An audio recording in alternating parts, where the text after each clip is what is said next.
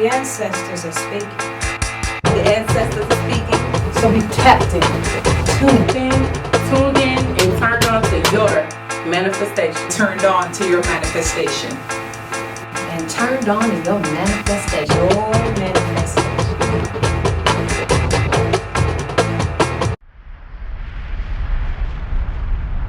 Peace, love, and light. It is your Galactical Goddess, Kösmïc Khamïllïon. Welcome to the home of the Galactical Goddesses. Coming to you once again. Thank you for allowing us into your space, your world, your universe, your galaxy. Today, we will be talking about nature versus nurture, survival mode.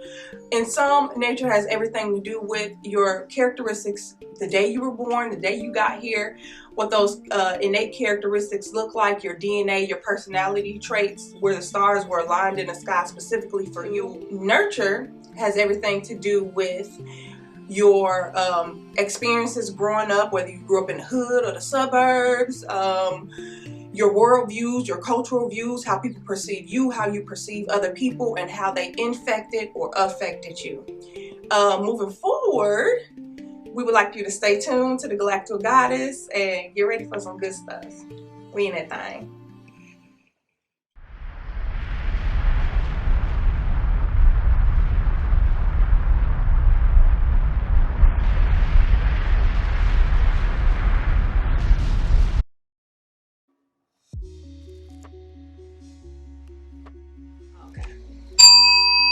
Elevation energies. It's your goddess Karamoko coming back with another libations and information, gods and goddesses past and present. So today's episode is all about nature versus nurture. So I thought it very appropriate that we discuss two very wonderful Orisha. We're going to take a little break from our Kemetic ancestry, get into some storylines from the Yoruba and Ifa tradition. So normally we do the bell, but today I want to show you how to do this correctly. So we have a living plant that we are going to pour water, and again, the pouring of water represents the energy that is flowing. So we first, as always, give thanks to the Most High. Next, we're going to give honor and adoration to all ancestors known and unknown. And we want to give honor to the deities that we speak about today, Ogun and Oshun. Now, Ogun Most High's representation of masculinity. He is a blacksmith, an iron worker. Now, without Ogun, we wouldn't have cars or tools or anything that makes this place run. And Oshun, well, we'll talk about her in a minute. So as the story goes, Ogun, working in the city, gets irritated with the other Orisha in the way that things are going. So he decides that he wants to retreat and go toward the woods. So he stays in the woods, and nothing gets done. So the Orisha come and they plead with him to come and return. And no matter what they do or say, they cannot get him out of his nature. Now, Oshun, she represents all that is sweet in life. She is the youngest of the Orisha and is filled with love and beauty. So Oshun offers her hand at trying to get Ogun out of the forest. However, she does so in a very indirect way. Oshun goes into the forest and dances, barely clothed, with a honey pot on her hip. And in doing so, Ogun takes notice. Now, Oshun sees him watching, but she doesn't pay him any mind. And as soon as he gets close enough, she smears honey on his lips. Now, ladies, you know what that is. She continues to do this. Ogun, in his trance, gets led from the forest back into the city, where he is met with honor and adoration. So what does this mean to us today? Well, there are a lot of individuals, despite their nature, are able to overcome it with nurturing. Individuals like Seal. Y'all know Seal, right? Now, he was hit with a autoimmune disease that caused the scars on his face. But that doesn't stop him from sharing the beautiful love in the music that we know he gives today. Or our beautiful women like Oprah and Missy and even Mary J. Blige, who were molested before 10 years old. But that doesn't stop them from bringing their nurturing and healing to millions across the globe. So when life or nature tosses you something that isn't always so savory, you just remember that nurture and that sweetness can bring you through it. Despite who or what makes you who you are, the decision is really up to you. No matter the circumstances, life is always a little sweeter with some honey on it.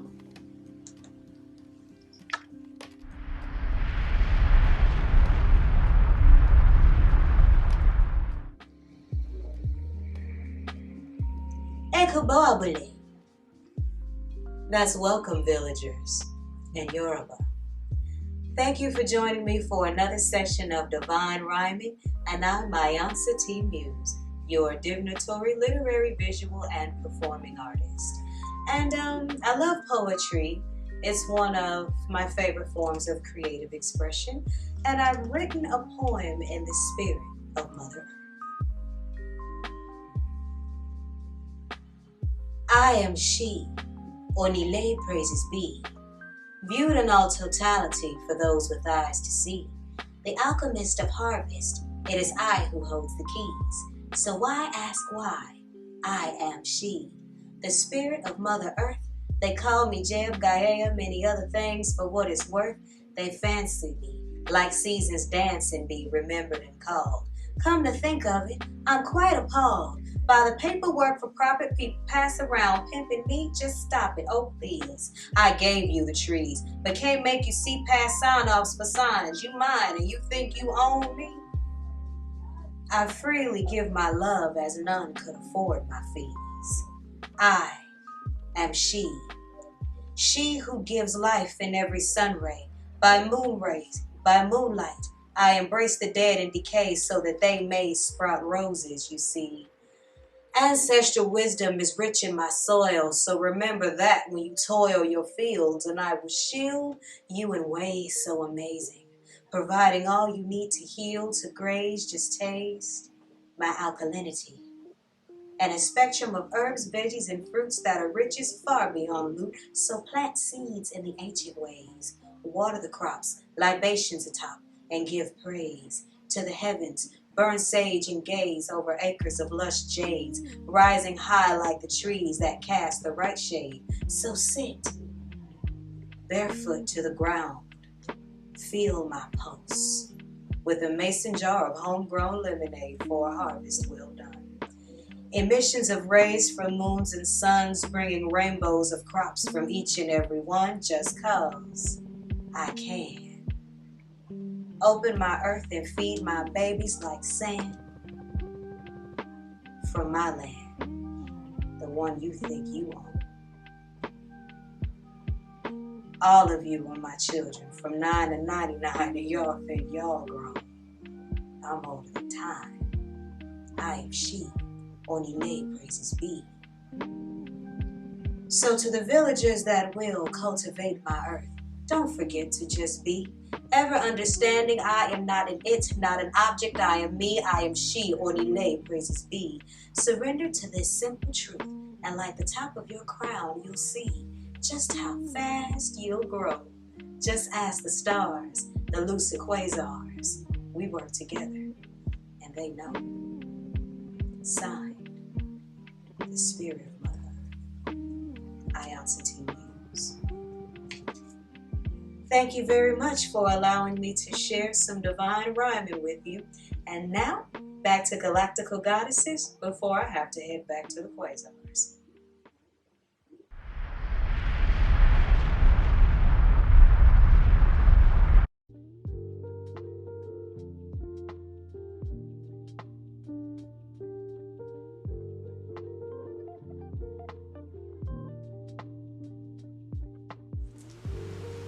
Love and light to everybody's cosmic universe. I am Ayansa T. Muse, that's spelled with 3 I's, and welcome to the group session of Galactical Goddesses, Nature versus Nurture. But if you ask me, and that's just of course if you ask, I would say that there is no opposition between nature and nurture, because one cannot exist without the other. You see, the masculine force represents the work that needs to be done and the force it takes to protect it. And the feminine represents the receptive, the nurture, that which needs to be protected. The male has nothing to protect if there is no feminine treasure. Ooh. If that makes sense. But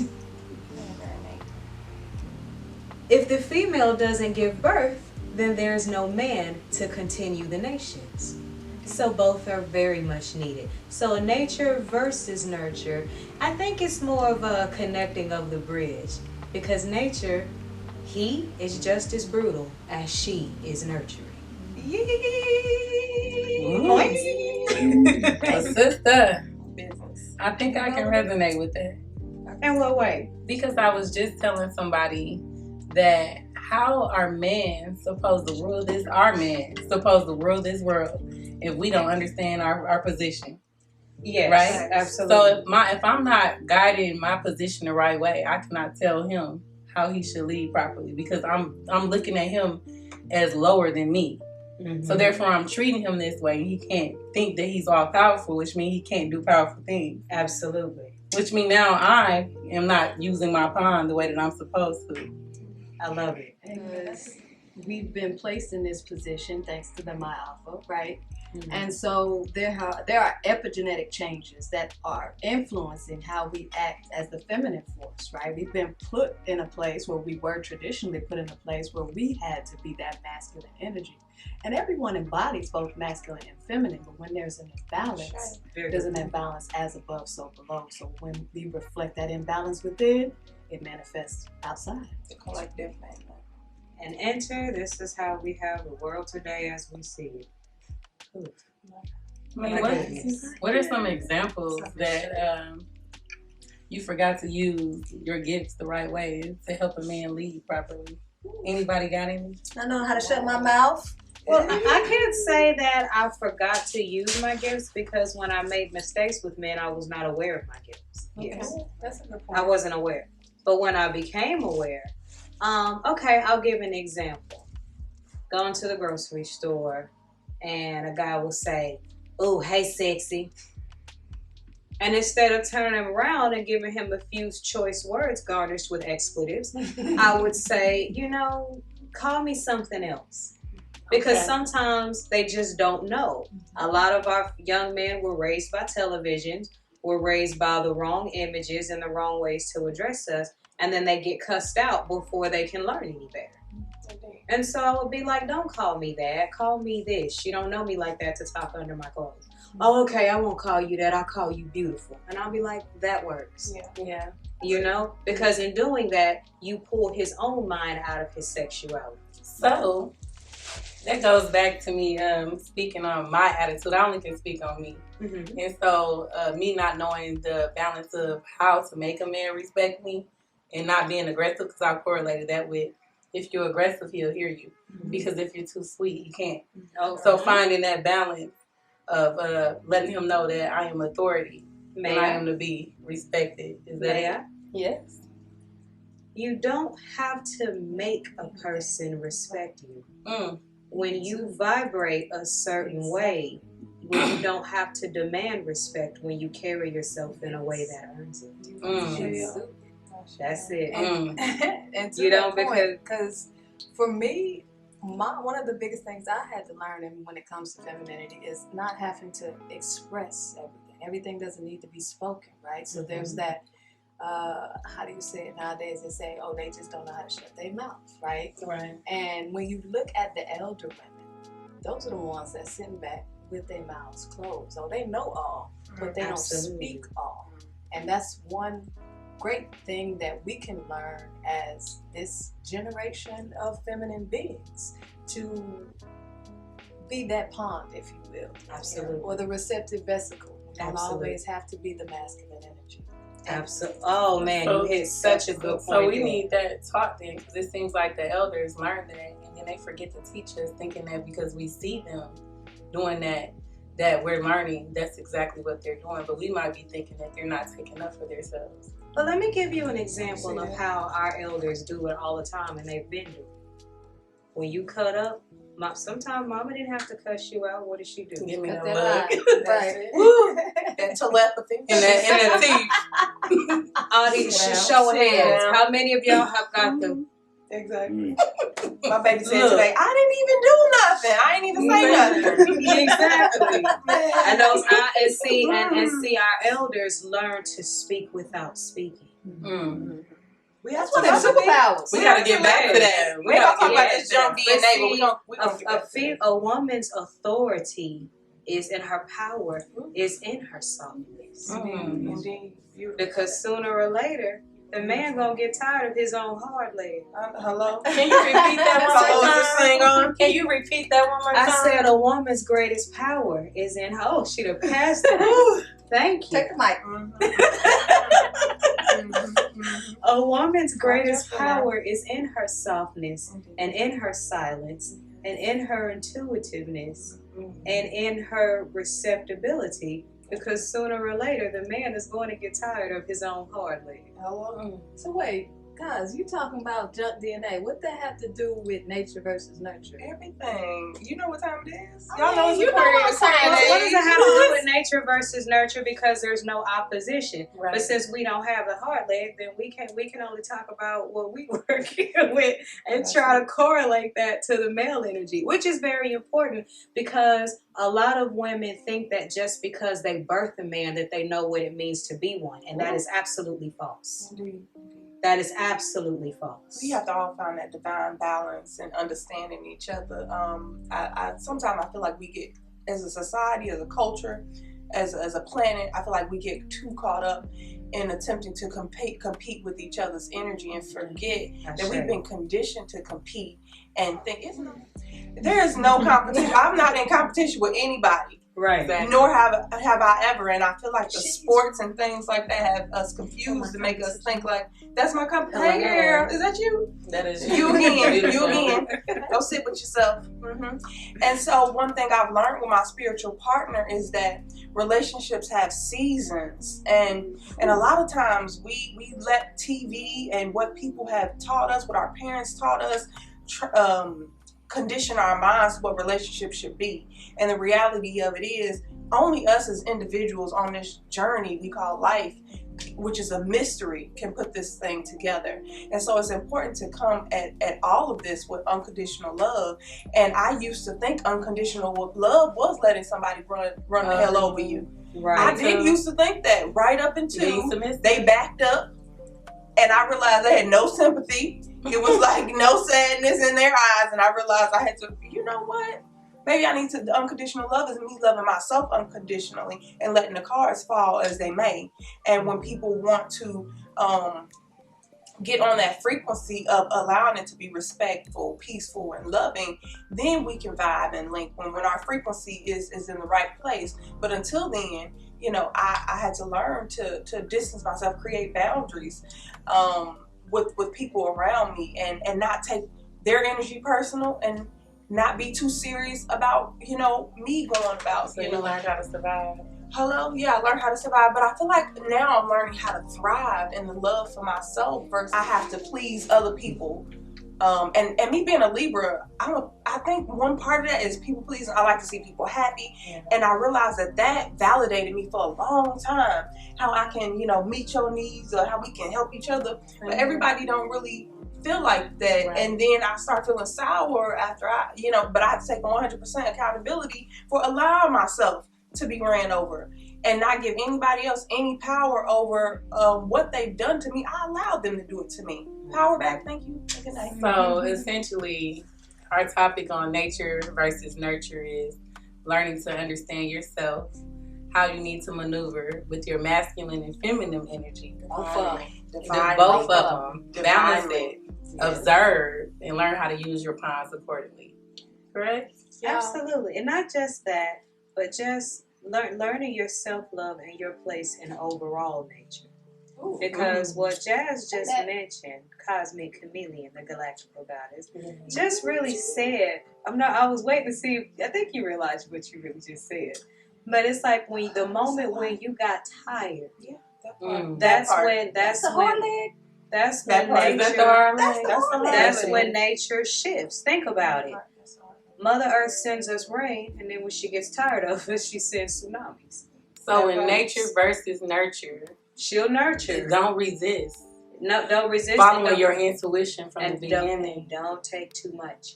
Mm-hmm. Because what I was referring to with Cosmic Story yeah. is that she was given. That was that rain. That was that rain. That was that rain. People kept taking the rain.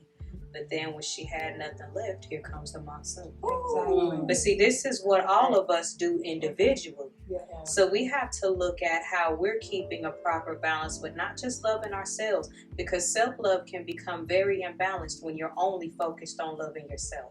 You have to love yourself in a way that's conducive to nature so that you stay on the right side of it. That's We true. appreciate you all for staying tuned this long. And we're going to be back with some more Galactical Goddesses. Can I put $10 on it? Yes, girl. Put some money on it because these bills is running high.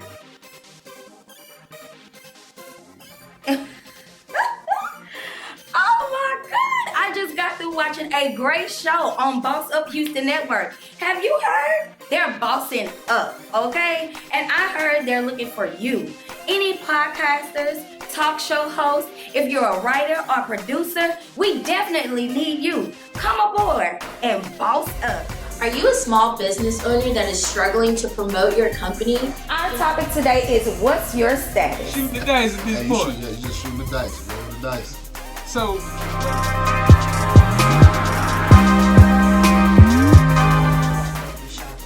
Yes. Hey, how y'all doing? It's attorneys.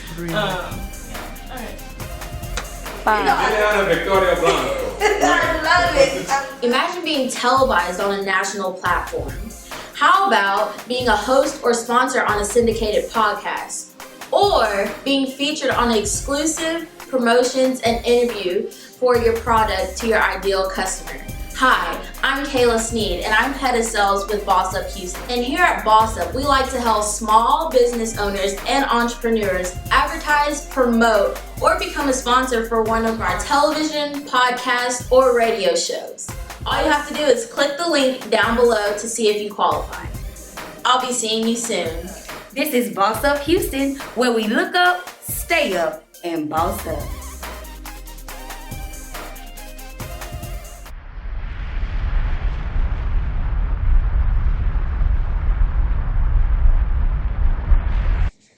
Peace, love, and light. It is your Galactical Goddess. Today we will be having our Tantric Soul sex session, and we will be talking about nature versus nurture and being in survival mode, and how it has everything to do with how everything is connected to sex.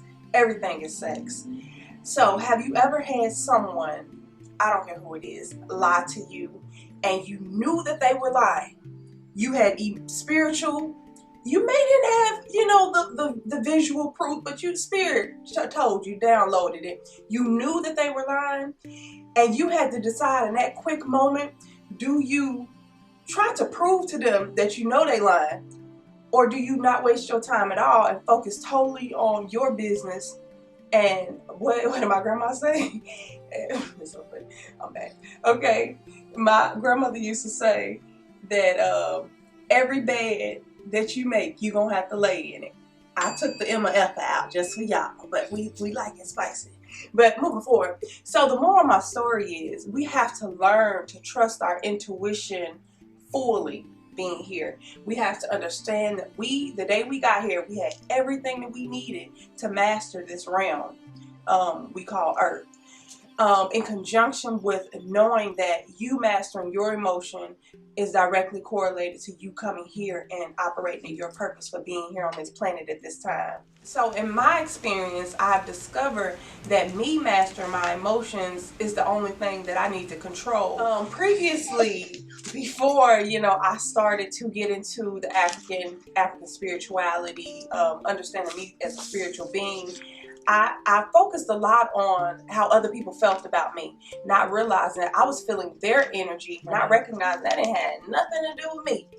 And I used to pick up on people's emotions and try to nurture them. Me being feminine, me having a feminine energy, I used to do it with my family, and that ended really horrible. You know, you have to learn to create these boundaries, and their problem and their emotions and their drama and their things is not your drama, because you got your own drama you got to address, work on, sit in, ground in, and figure out how you gonna get yourself up out of there. So you remember when you were talking, like, remember when I first moved here and we were, it was like a issue, a family issue that happened. And I was like, it only takes like about a day to get over this situation. Yeah. But it took longer than that. And it's because the intuition was saying we were not speaking about things that we felt, because, you know, sometimes when you have a negative thought, or let's say you're the one that starts something, and so everybody is coming at you and you started it, and your intuition already told you it was wrong from the beginning.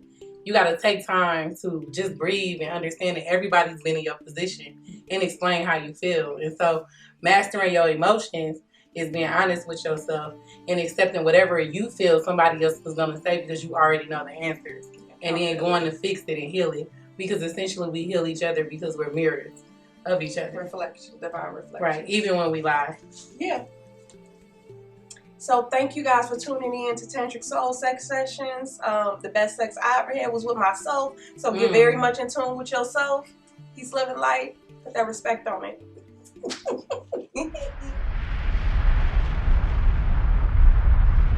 Welcome back, family. So we're gonna do a quick rapid fire, real quick. So, if society ruled that everybody can be butt naked tomorrow, what are 2 rules that you would put in place to maintain your security and comfort? Go. Spears. Spears. Oops. Okay, you got 2 words. Protection. You got 2 I got words. oil. I can't stand ashy people. Keep your eyeballs. You gotta protect your skin. Keep your eyeballs. And we can read people's mind and shoot them with something that make them go blind or something. 5 minutes staring window. Yeah. 5 minutes. Look, don't 5 touch. minutes. Okay. Look, don't touch. Look, don't touch. Okay. That's what the spears are for.